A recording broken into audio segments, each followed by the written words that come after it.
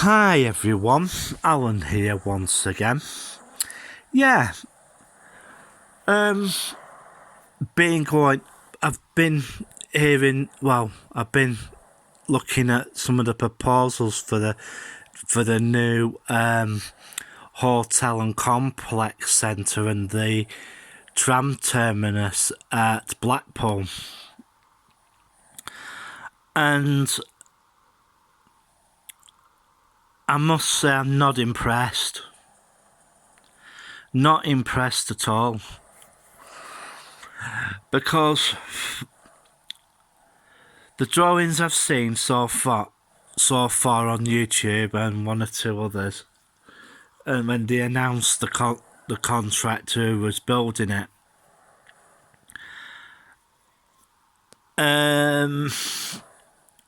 yeah, the architect who drew this up, I'm sorry to say, come off it. You're planning to put that there. Reason why I'm saying this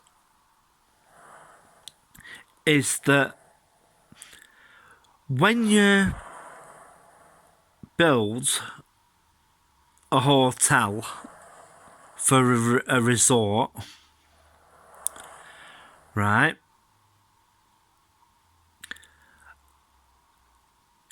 You have to do one or two things.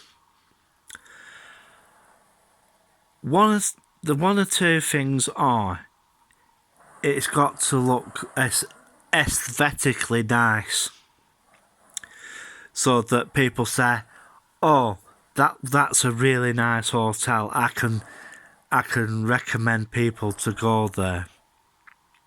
Right? And I see, well, on YouTube it's been showing one or two of, it's been showing the artwork and the plans for it. I can't remember who showed the plans for it. But I'm sorry to say, whoever did the architecture for that project, for the new Holiday Inn Conference Centre and shopping area, I'm sorry, but you're just going to have to think again, guys.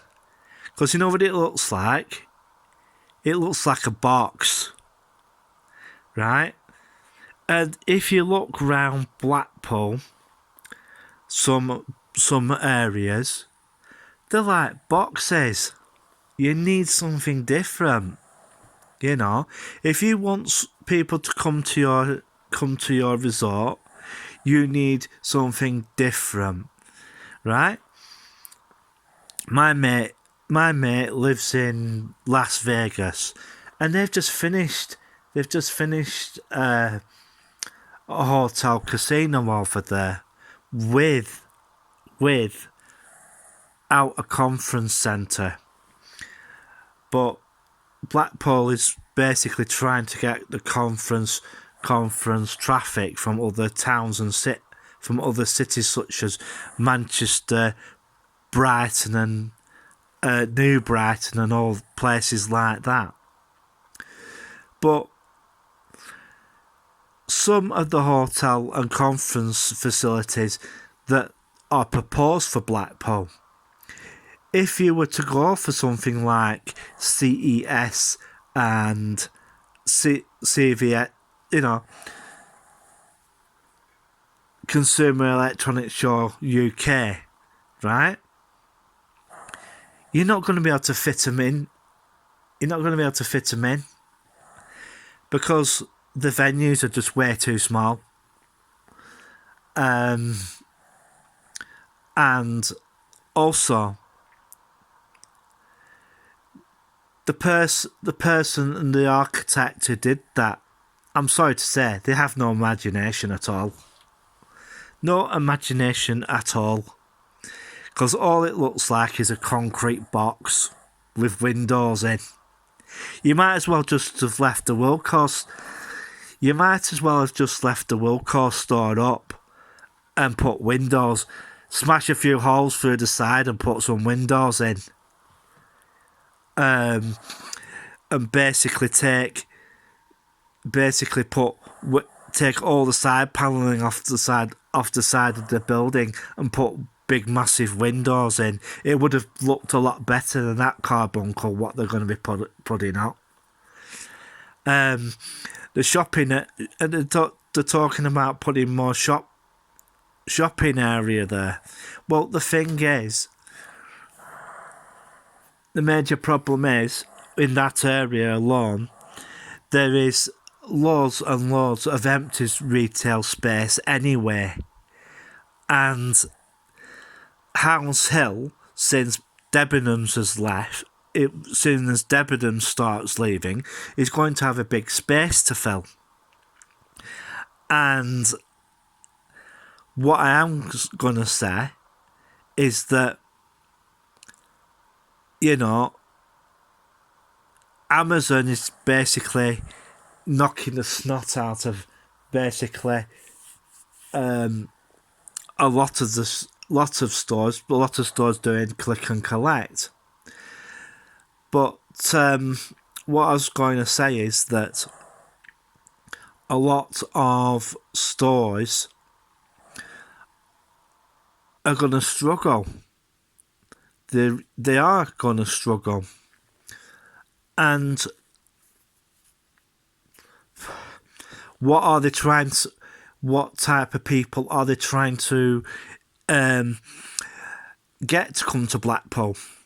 What's your target audience? What's your target tourist? I know they put the London trains and everything back, for people to come for conferences and that lot. Yeah. I must say that,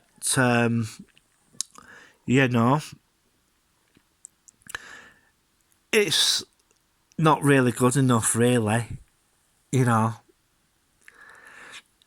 If you're trying to get people to come to the town, you're going to have to provide them with something different, a different experience, and nothing like in a cardboard box. Well, a box, and it's not good at all. Not good at all. So you're gonna have to really have a good rethink about what you're going to do, because that sort of thing is, well, it's bland, it's boring, and tourists are not gonna,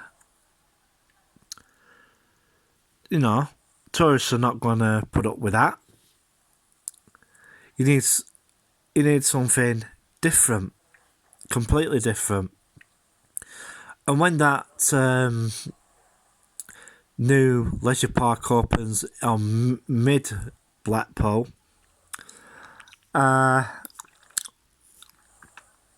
well, you're going to have to book your ideas up, because people aren't going to come. And also, I must say, quite a lot of the resort looks a mess, because if it's a higher clientele that you're trying to get to come into the resort, well, I'm sorry, but you're going to have to clean the place up. You're going to have to get rid of all the ambassadors of the town. You know what sort of state that hotel was in, and you're going to have to what they call reimagine Blackpool, and there's no umming and ahhing to be done. You just got to get it done. And I must say to the leader of Blackpool Council, this is the reason why your town is failing so much. And you know, I live in a scruffy town as well. It's called Blackburn, and I see this sort of thing all over the north. But if you're a tourist resort, you have to do more.